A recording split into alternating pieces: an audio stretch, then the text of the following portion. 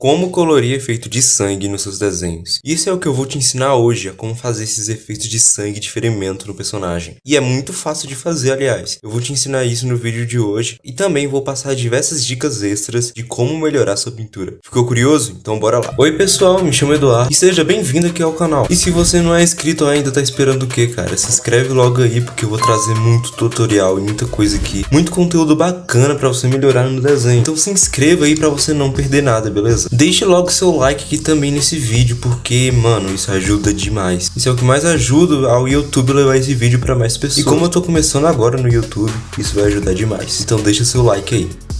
Tô esperando, hein? Já deu?